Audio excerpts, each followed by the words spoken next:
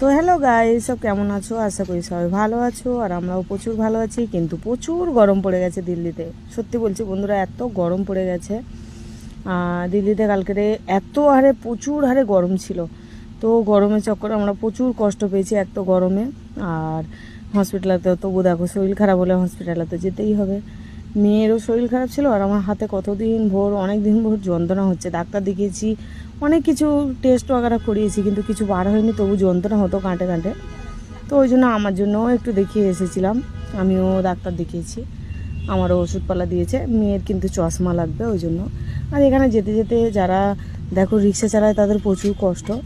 তো একটা দাদাভাই রিক্সা চালিয়ে যাচ্ছিল, পা দিয়ে রিক্সা মানে যে চালানো, সত্যি বলছি এত কষ্ট। আর এই গরমের মধ্যে, দিল্লির গরম কি বলবো, মানে অতিরিক্ত গরম।